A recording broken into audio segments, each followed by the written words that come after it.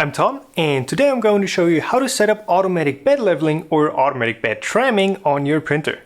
Now, people are still figuring out how to exactly call this procedure, since neither leveling nor tramming are technically 100% correct, but because tramming is a bit closer to what we're doing here, that's what I'm going to call it for the rest of this video. And what exactly are we trying to do here, you might ask? Easy. We are going to replace the Z endstop with a sensor that detects if and how much the print bed is tilted in any direction. So if one of the adjustment screws is off by a tiny or a larger bit, the printer's firmware can then automatically tilt the printed model accordingly to compensate for that. Which gives you a perfect first layer and good adhesion without ever having to manually adjust and tram the print bed ever again. After the initial setup, that is. In fact, Printrbots trusts this process so much that they don't even provide a way to adjust the print bed at all on their newer printers. So let's get started. You will need the following things. 1. A 3D printer, obviously. 2. An inductive sensor. There are other ways for probing the surface of the print bed, but these sensors are really the most reliable and most straightforward way to do it. The sensor I'll be using is the exact same model that Printrbots uses as far as I know, and in fact you can even order one from them, or from the links in this video's description. 3. A way to mount said sensor to your printhead, as close as possible to the hot end, but not touching it of course. You can use anything that you can screw the sensor onto. I used a 3D printed part as the easy way out, but as always, don't use PLA to print parts that will be sitting close to a heated bed or close to the hot end. That stuff will melt. 4. An aluminum print bed. Now this is the one big catch when using these inductive sensors, because they simply can't sense glass, acrylic glass, Tufnol or heater PCBs. These sensors are rated for a 4mm sensing distance onto a thick slab of iron, but since aluminum is less inductive, you need to bring it closer to the sensor to trigger it. And no, putting a thin aluminum sheet under a glass bed does not work. I tried. If you have a heated bed, aluminum is superior to glass anyways, as it makes for a more evenly heated surface and has no risk of shattering. You will also need 2 resistors, with the larger one having roughly 1.5 times the resistance of the smaller one. So for example, 10k ohm and 15k ohm, or 22k ohm and 15k ohm, you know, just somewhere in that ballpark. You will also need a readily configured version of your printer's firmware. I will be showing you how to set up Marlin for this task. So first of all, we will be preparing the sensor for use with your electronics. The 2 resistors are there to reduce the output voltage from 12 volts to 5 volts, since the sensor will need to run off of 12 volts, but your electronics need a 5 volt signal. If you look onto the side of your sensor, you'll usually see a short wiring info. In this case, brown for the input voltage, black for the output, and blue for ground. Yours might differ. So to reduce the output voltage, we are going to create a simple voltage divider. So here's your printer's 12 volt supply, the Z endstop signal input, and the 0 volt or ground plane. Connect 12 volts from your printer to the input voltage input of your sensor, connect ground to ground, then connect the larger resistor from the sensor's output to the endstop input and the smaller resistor from the endstop input to ground. That's it. If you want to, you can check if the output voltage is really 5 volts with a multimeter, but if you used the right resistors, you should be golden here. In my case, it read 3.3 volts, but anything above 3 volts is okay. Now, I soldered the resistors directly to the wires and sealed everything up in shrink wrap, but you can also make a little circuit board and do it that way. You will also need to wire a connector to just the signal line, or you can also use the ground connection from there and use a 2-pin connector. Next up, you can remove your current Z endstop and unplug it from your electronics. Then mount the sensor to your carriage, connect the 12 volts and 0 volt lines, and plug in the endstop connector to your Z- endstop input. Yes, I'm showing this glorified version on a bare Rambo, as this is what the electronic compartment of my printer looks like. Not much to see there, right? Up next, firmware. As previously stated, you need to have your firmware all set up for regular use already. So let's open up your config file and get hacking. In the configuration, you will need to double check the following settings. You will need to disable the endstop pull-up for the Z sensor. So depending on whether or not your current endstops are using the pull-up resistor, you should make sure that endstop pull-up Z min is commented out here or here, but you can simply just comment out both spots. By the way, you turn a line into a comment and hence disable that line by adding a double / in front of that line. Next, you will need to set the Z min endstop inverting setting to true, since the output of the sensor we're using here is high when it's not triggered and low when it is. Then you will need to make sure that you are homing to minimum on your Z axis. This is the default setting on most printers, but for example my Mendel 90 homes to the top of the axis to keep the hot end and print bed from doing the touchy thing when things should go wrong. Also check that your Z min pos is set to 0.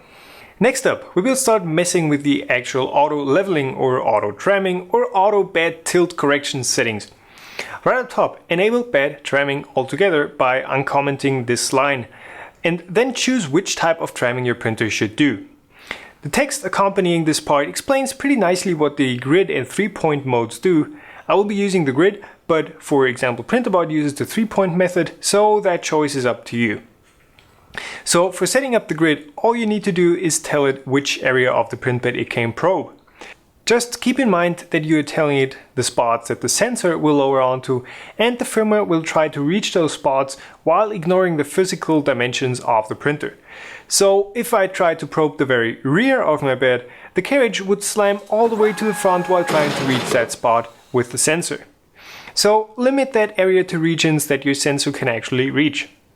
Also make sure that you're not jamming into any screws or binder clips and keep a bit of a distance to them, since that would influence the sensor's reading. Next important setting, offset from extruder. This tells the firmware at what spot relative to the nozzle your sensor is sitting. Since mine is sitting 75 mm in front of the hot end, I'll enter 0, -75, 0 here. These values don't need to be super accurate, but should be somewhere in the right ballpark. We'll calibrate the Z offset later, so we're going to set that to 0 for now. For the other settings, negative values mean that your sensor is sitting closer to the minimum position of each axis, so the front and left sides of your bed, while positive values mean that the sensor is further away from the minimums. I also changed all these raise values down here to 1 mm, but the defaults work just as well, they're just a little slower. There is one more setting you'll need to adjust, and that is found over in the configuration adv file. Particularly, you need to enable endstops only for homing. Otherwise, you won't be able to adjust the offset of the sensor properly. And that is it. You can hit upload and enjoy all that auto leveling goodness being pumped onto your Arduino or whatever motherboard you are using. So let's jump over to our printer host and try things out. But wait! But wait, before that, you should of course have installed that aluminum print bed top if you have been using glass or any other non-inductive surface before. I already smeared a thin coat of glue stick onto my aluminum plate, but again you can use any topping you want as long as it isn't too thick. So Captain or painter's tape work, but not a thick sheet of Teflon. I personally just stick to glue stick, haha, since I find that just works really well for almost anything that I'm printing. So in the host, first of all, you'll want to check that the firmware is reading the endstop correctly. And you can do that by sending M119 and checking if the Z min endstop shows up untriggered correctly. Then hold a metal object to it while sending another M119 and make sure that it now says triggered. Next, check that the sensor is actually at about the right height relative to the hot end, which is about 1 mm above the bed when the nozzle is just touching the bed surface. The sensor should trigger and light up in this position. If it does not, adjust its height until it does. Now for the fine tuning there are 3 ways to do it. One is by using a G92 command, which lets you temporarily set a position offset independently of the probe. So you'd have to add that right after the G28Z, so the home command, in your start G code. The other option is going back into your firmware config and adjusting the probe offset that we simply set to 0 before. And lastly, you can also adjust the height of your bed probe, but that will tap the hot end onto the bed each time the bed is probed, so it's probably not the best choice. In my case, I'll show you how to do it properly through the firmware's offset settings. So to figure out the right offset value, you want to home Z, which now moves to the center of the bed, then send a G29 to run through the auto tramming procedure. Then grab a piece of copy paper and slide that under the preheated hot end and send a G92Z10, which tells the printer to assume that the printhead is now actually 10 mm above the bed surface. Then move the Z-axis down in increments of 0.1 mm until the tip of the hot end just touches the surface of the paper. If you kept track of how often you click the move button, you now know your offset. But you can also send M114 to see how much length of that 10 mm offset on Z you have used up to get down this far. The offset you'll get should be around or less than 1 mm. Enter that into the Z probe offset from extruder as a negative value, since the trigger point of the probe is actually closer to the bed surface than the tip of your hot end. Then re-upload the firmware and you'll be able to move the hot end down all the way after running the auto leveling procedure. Now there's only one more thing left to do, and that is to add the auto tramming procedure to the start G-code of your slicer. And for that, all you will need to do is to open up your slicer, look for the G28 aka home command, and add a G29 right after that line. And you're done!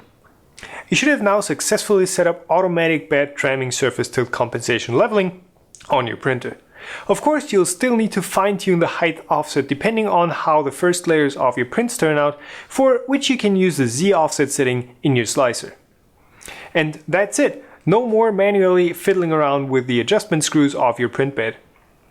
Let me know in the comments below how this worked out for you, and please leave a like on this video and share it with your 3D printing buddies if you did actually like it. But wait, there's one more thing that I would like to point out to you again, and that is Tallman's Toolbox Kickstarter for 6 new and awesome types of filaments that each have unique and spectacular new properties. So go check that out and support them. I put a link to that in the description. So that's it for today. As always, thanks for sticking around this long and watching this video all the way to the end. I appreciate it.